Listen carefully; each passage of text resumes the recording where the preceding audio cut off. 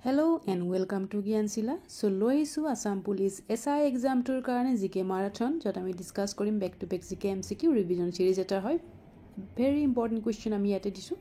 So miss nokoriba video সম্পূৰ্ণ কৈ চাবা আৰু ভিডিওৰ আপডেট সমুখ পাই থাকিবলৈ আমাৰ চেনেলটো যি সকলে সাবস্ক্ৰাইব নাই কৰা সাবস্ক্ৰাইব কৰি থবা এই কোৱেশ্চন বিলাক লগতে আসাম পুলিচ এসআই এক্সামটোৰ লগতে আসাম টেট এক্সামটোৰ কাৰণেও ইম্পৰ্টেন্ট হয় তো টেটৰ যদি কোনোবা প্ৰিপাৰেচন কৰি আছে তোমালোকেও চাব পাৰা okay So question number 1 at আজি আছে Upanishads are books on যেখিনি Upanishad আমাৰ আছিল এইখিনি কিহৰ ওপৰত আছিল law medicine philosophy নে music তো উপনিষদ যিখিনি আছিল হেয়া আছিল philosophy ওপৰত সি উত্তৰ হ'ব philosophy ওপৰত তাৰ পিছৰ প্ৰশ্নটো আছে who was the author of Buddha চৰিত কিতাপখনৰ লিখক কোন আছিল বুদ্ধ চৰিত যিখন আছিল এইখন এখন কবিতা পুথি আছিল আৰু এইখনৰ লিখক গৰাকী আছিল অশ্বঘোষা বুদ্ধৰ লাইফৰ ওপৰত এখন কবিতা পুথি হয় যাক লিখিছিল কোনে অশ্বঘোষা ওকে নেক্সট কোৱেশ্চন সত্যগ্ৰহ সভা was formed by Gandhi at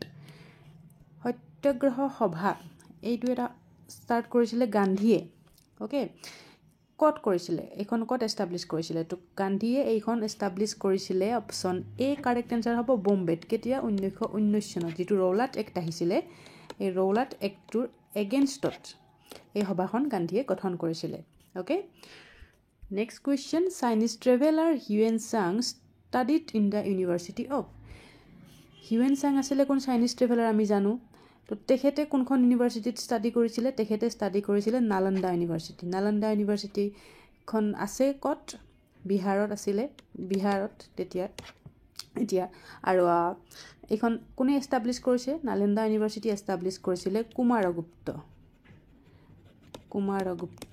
ৰজা কুমাৰগুপ্তে এস্টাবলিশ কৰিছিল নালন্দা ইউনিভাৰ্সিটি ওকে আৰু এটা কোৱেশ্চন এতে খুদিব পাৰে হিউয়েন চাং কোন গৰাকী ৰজাৰ দিনত আমাৰ ভাৰতলৈ আহিছিল তো তেখে আছিল কোন ৰজাজন আছিল হৰ্ষবৰ্ধন আছিল ৰজা হিউয়েন চাং তেখেতৰ দিনত ভাৰতলৈ আহিছিল তো কোৱেশ্চন এটা হয় বাট কিমানখিনি জানিবলগীয়া হয় okay next question which Mughal empire adopted the title of Alamgir কোন গৰাকী মুঘল শাসকে এই উপাধিটো গ্ৰহণ কৰিছিল আলমগীৰ কোন হয় কারেক্ট আনসার কি হ'ব জাহাঙ্গীর ঔরঙ্গজেব শাহজাহান নে হুমায়ুন কারেক্ট আনসার হ'ব অপশন বি ঔরঙ্গজেবে আলমগীৰৰ লগত আৰু এটা তেখেতে নাম পাইছিল হেইটো আছিল কি জিন্দা পীর ঠিক আছে জিন্দা পীর বুলিও ঔরঙ্গজেবক জনা গৈছিল okay next question lens is made up of lens কিহেৰে তৈয়াৰ কৰা হয় flint glass ordinary glass smooth glass নে Pyrex glass correct answer option A flint glass ঠিক আছে In human body, vitamin A is stored in. Next question, it is in human body vitamin A. What store hoy? Amar jeto vitamin A ase, eto amar shoriror what store hoy? Liver store hoy. Option B শুদ্ধ উত্তৰ হ'ব liver. Okay? So next question start কৰা আগত যোৱাকালি আমাৰ Assam police SI কাৰণে বনোৱা PDF টো কমপ্লিট হৈ উঠিছে যত আমি ইনক্লুড কৰিছো 1200 MCQ. Very important Wikipedia এটা হয় যেটোৰ মূল্য হৈছে ₹96 only যত তোমালকে জেনাৰেল নলেজ আসাম জিকে আৰু জেনাৰেল ইংলিশ গ্ৰামাৰৰ ওপৰত টোটাল 1200টা কোৱেশ্চন থাকিব বহুত ইম্পৰ্টেন্ট হয় যদি লোৱা নাই PDF টো এতিয়াও হাতত সময় আছে ল'ব পাৰিবা ডেসক্ৰিপচন বক্সত লিংক দিয়া আছে তাত গৈ পেলাই ল'ব পাৰা নাই বা যদি WhatsApp যোগে লোৱা তেতিয়া হলে ল'ব পাৰিবা WhatsApp নাম্বাৰ মোৰ দি থোৱা আছে 8402086470 এই নাম্বাৰটোত WhatsApp কৰিবা তোমালকে PDF টো পেমেন্ট কৰিব পাৰিবা ওকে বহুত ইম্পৰ্টেন্ট হয় তো PDF টো কেনেকুৱা ধৰণে বনোৱা হৈছে যোৱাকালি অলৰেডি ভিডিও এটা দিছো কেনেকুৱা কোৱেশ্চন তাত পাবা যদি হেইটো চাব বিচাৰা চাব পাৰিবা ভিডিওটো আমাৰ চেনেলটোত পাই যাবা তোমালকে আৰু এই PDF টো মিডিয়াম টো মই কৈ দিছো মিডিয়াম টো ইংলিশ হয় বহুতে খুধে মিডিয়াম টো কি হয় তো মিডিয়াম টো ইংলিশ মিডিয়ামত এই গোটেইখিনি কোৱেশ্চন আনসাৰ ইয়াতে বনোৱা হৈছে Assam police SI next question night blindness is caused due to the deficiency of কোনটো ভিটামিনৰ অভাৱত কুকুৰিকণা ৰোগ হয় নাইট ব্লাইণ্ডনেছ মানে যে কুকুৰিকণা তো হেইটো হৈছে ভিটামিন এ অপশন এ শুদ্ধ উত্তৰ হ'ব okay next question who was the last deputy chairman of planning commission আমাৰ যেটো প্ল্যানিং কমিশন আছিল ওকে তো এইটোৰ শেষৰ গৰাকী ডেপুটি চেয়াৰম্যান কোন আছিল প্লেনিং কমিশ্যনৰ লাষ্ট ডেপুটি চেয়াৰমেন তো প্লেনিং কমিশ্যনৰ লাষ্ট ডেপুটি চেয়াৰমেন হ'ব কোন অপশ্যন এ শুদ্ধ উত্তৰ হ'ব মণ্টেক সিং আলুৱালিয়া ওকে মণ্টেক সিং আলুৱালিয়া আৰু এইটো প্লেনিং কমিশ্যন কেতিয়া এইটো এষ্টাব্লিছ হৈছিলে এইটো এষ্টাব্লিছ কনষ্টিটিউট কৰা হৈছিলে এইটো প্লেনিং কমিশ্যন 1950 এইটো প্লেনিং কমিশ্যন কনষ্টিটিউট কৰা হৈছিলে তাৰপিছত বৰ্তমান এইটো নাই প্লেনিং কমিশ্যন উঠাই পেলাই এতিয়া কি অনা হৈছে নীতি আয়োগ অনা হৈছে আৰু এইটো ৰিমুভ কৰি পেলাই এতিয়া নীতি আয়োগ অনা হৈছে নেক্সট কুৱেশ্যনত আমি আকৌ ইয়াৰ লগত জড়িত এটা কুৱেশ্যন ডিছকাছ কৰিম প্লেনিং কমিশ্যন ৱাজ স্ক্ৰেপড ইন এই কুৱেশ্যনটোত বহুতেই কনফিউজ হয় প্লেনিং কমিশ্যন কেতিয়া ৰিমুভ কৰা হৈছিলে কেতিয়া স্ক্ৰেপ কৰা হৈছিলে তো যিহেতুকে স্ক্ৰেপ সুধিছে নীতি আয়োগ আহিছিলে কেতিয়া নীতি আয়োগ আহিছিলে 2015 চনত বহুতে 2015টো ইয়াৰ শুদ্ধ উত্তৰ বুলি ভাবে বাট নহয় 2014 ইয়াৰে শুদ্ধ উত্তৰ হয় 2014 চনত প্লেনিং কমিশ্যন ৰিমুভ কৰা হৈছিলে আৰু 2015 চনৰ 1 জানুৱাৰী তাৰিখে অনা হৈছিলে নীতি আয়োগ ওকে নীতি আয়োগৰ অধ্যক্ষ কোন হয় আমাৰ প্ৰাইম মিনিষ্টাৰ হয় এইটো তোমালোকে জানা next question statue of liberty is in statue of liberty ক'ত আছে গ্ৰীচ নিউয়ৰ্ক ইৰাণ নে UAE তো ষ্টেচু অফ লিবাৰ্টি আছে অপশ্যন বি শুদ্ধ উত্তৰ হ'ব নিউয়ৰ্কত আছে ষ্টেচু অফ লিবাৰ্টি ওকে আৰু এটা কথা তোমালোকে জানা নাই যে ষ্টেচু অফ লিবাৰ্টি যিটো আছে এইটো কোনে গিফ্ট দিছিলে একচুৱেলি এইটো ফ্ৰান্সৰ ফালৰ পৰা গিফ্ট দিয়া হৈছিলে আমেৰিকাক ষ্টেচু অফ লিবাৰ্টি আৰু ইয়াৰে হাইটটো সুধিব পাৰে ইয়াৰে হাইট টোটেল হাইটটো হ'ব ইয়াৰে 305 ফিট আৰু যদি মিটাৰত সোধে 93 মিটাৰ টোটেল হাইট গোটেইটো ওকে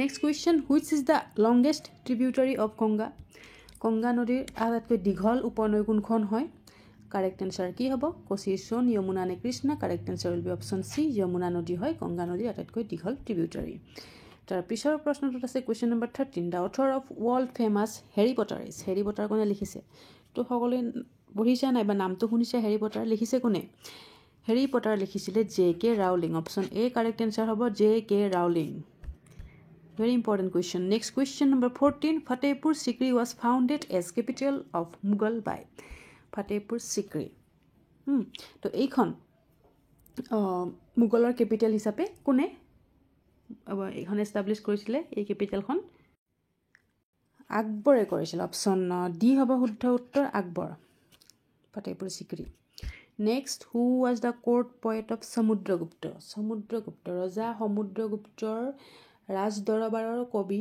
কোন আছিলে তো ইয়াতে আছে হৰিসেন বাণভট্ট কালিদাস তুলসীদাস কাৰেক্ট এনচাৰ হ'ব অপশ্যন এ হৰিসেন হ'ব কাৰেক্ট এনচাৰ সমুদ্ৰগুপ্তৰ কোৰ্ট পয়েট আছিলে বাণভট্ট কাৰ কোৰ্ট পয়েট আছিলে হৰ্ষবৰ্ধনৰ কোৰ্ট পয়েট আছিলে বাণভট্ট তাৰপিছত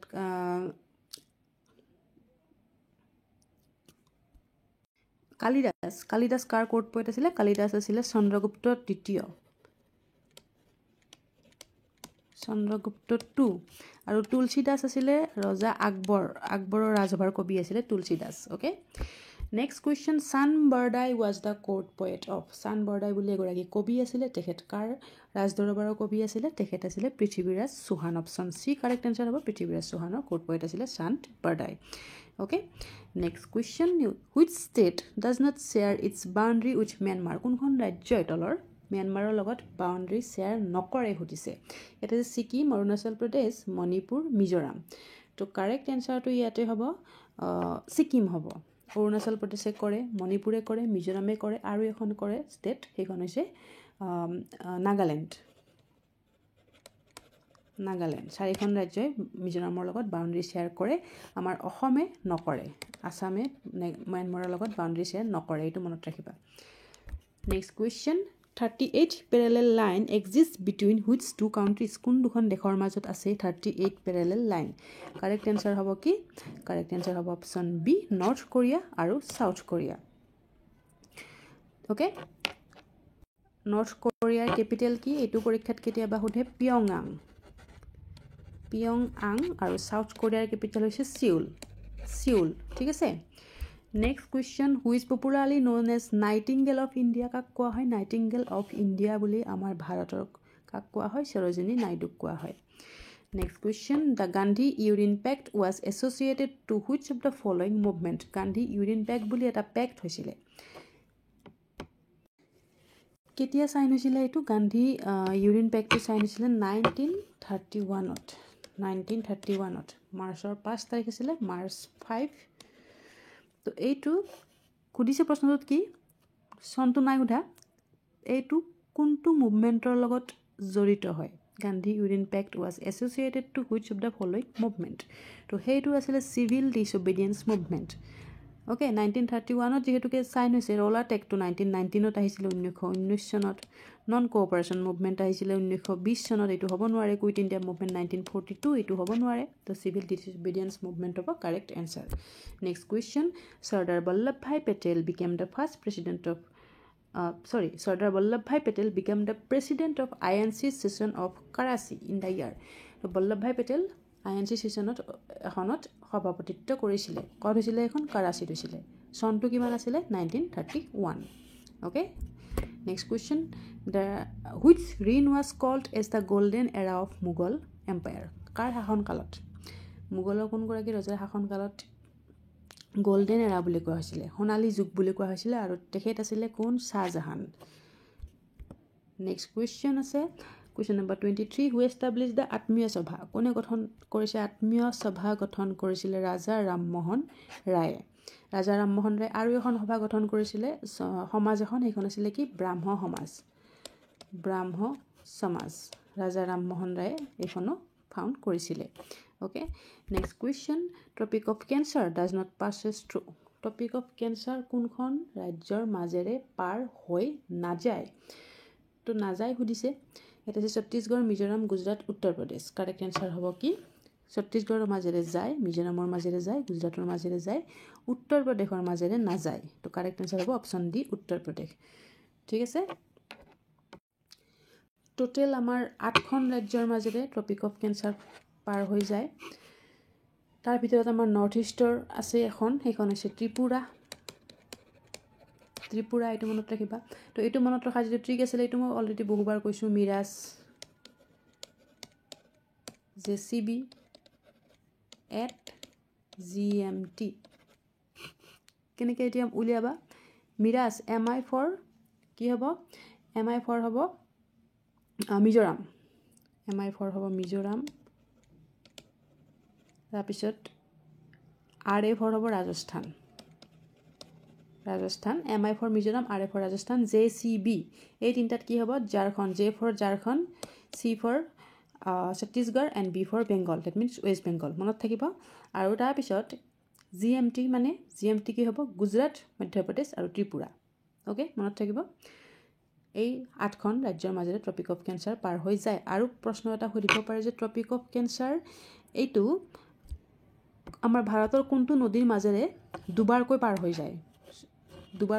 যায় সেই নদীটো হৈছে মাহে river next question which among the following is smallest mountain range in the world কোনটো একেবাৰে সৰু মাউণ্টেইন ৰেঞ্জ হয় একেবাৰে পৃথিৱীৰ ভিতৰতে আৰু সেইটো হৈছে চাটাৰবিউটছ কেলিফৰ্ণিয়াত আছে which of the following passes joins the Jammu division with Kashmir valley কোনটো পাছে জম্মু কাশ্মীৰ ভেলীৰ লগত জইন কৰায় আৰু সেইটো হৈছে Banihal pass next question number 27 Jelepla pass is in ক'ত আছে জেলেপলা পাছ ছিকিমত আছে question number 28 Kynrem falls is situated in ক'ত আছে কেনৰেম ফলছ আছে Meghalaya next question number 29 Kolleru lake ক'ত আছে কল্লেৰু লেক আছে অন্ধ্ৰপ্ৰদেশত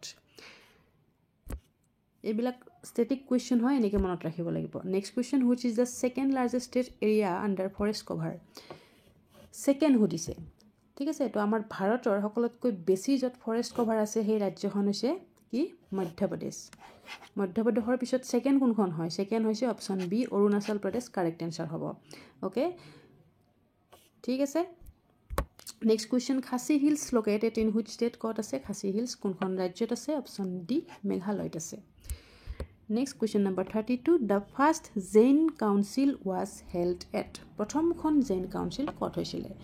বৈশালী বল্লভী পাটলিপুত্ৰ নে Manali? Correct answer option C Pataliputra. তাৰপিছৰ প্ৰশ্নটোত আছে অল ইণ্ডিয়া কিষাণ সভা was establish in the year. কেতিয়া হৈছিলে এষ্টাব্লিছ? অল ইণ্ডিয়া কিষাণ সভা এষ্টাব্লিছ হৈছিলে 1936ত। অপশ্যন চি হ'ব correct answer.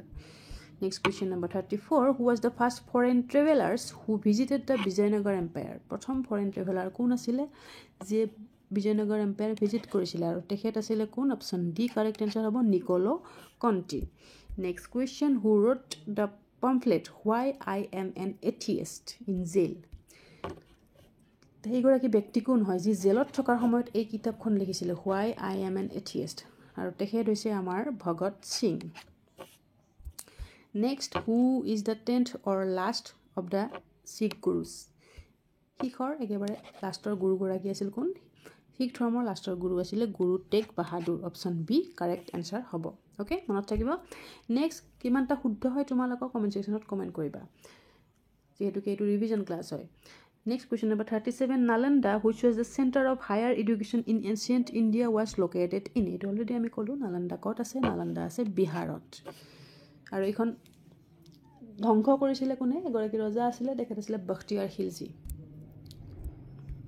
Next question Gadadhar Chattopadhyay is the original name of. Gadadhar Chattopadhyay কোনগৰাকী ৰজা নহয়, কোনগৰাকী ব্যক্তিৰ অৰিজিনেল নাম হয়? তেখেত হয় কোন?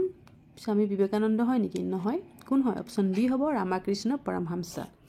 Okay, next Narendranath Datta was the original name of. এইবাৰ কোন হ'ব? নৰেন্দ্ৰনাথ দত্ত আছিলে অৰিজিনেল নাম কাৰ? Swami Vivekananda. Clear? Next question number 40. Who is known as the founder of Banaras Hindu university? Banaras Hindu ইউনিভাৰ্চিটিৰ ফাউণ্ডাৰ কোন আছিলে? তেখেত আছিলে আমাৰ কোন? অপশ্যন বি কাৰেক্ট এনচাৰ হ'ব Madan Mohan Malaviya. Next question who is known as the political guru of Gandhi? এইবিলাক ইজি হয় যদিও পৰীক্ষাত এনেকুৱাবিলাক সুধি দিয়ে, তো এইটো দি দিছোঁ। পলিটিকেল গুৰু অফ গান্ধী আছিলে কোন? Gopal Krishna Gokhale. Next in which year any বেচেণ্ট became the president of Indian national Congress? কিমান চনত এনি বেচেণ্ট INCৰ সভাপতি হৈছিলে আৰু তেখেত আছিলে কোন? এনি বেচেণ্ট আছিলে ফাৰ্ষ্ট ফিমেল প্ৰেচিডেণ্ট আছিলে INCৰ। অ'কে, ফাৰ্ষ্ট ফিমেল আছিলে আৰু সেই চনটো আছিলে 1917। ক'ত হৈছিলে এইখন? কলকাতা। আৰু ফাৰ্ষ্ট ইণ্ডিয়ান কোন হ'ব? যদি প্ৰথম ভাৰতীয় সোধে তেতিয়া হ'ব কোন? সৰোজিনী নাইডু। তোমালোকে জানা নিশ্চয় এইটো, তথাপি কৈ দিছোঁ, ইম্পৰ্টেণ্ট হয় যিসকলে নাজানা। Sarojini Naidu. Next question in which year Mahatma Gandhi became the president of Indian national Congress? Mahatma Gandhi একমাত্ৰ এখনেই অধিৱেশনত তেখেতে সভাপতিত্ব কৰিছিলে INC, আৰু সেই অধিৱেশনখন হৈছিলে 1924ত Belgaum. Okay, in which place Akbar was born? আকবৰৰ জন্ম কোন ঠাইত হৈছিলে?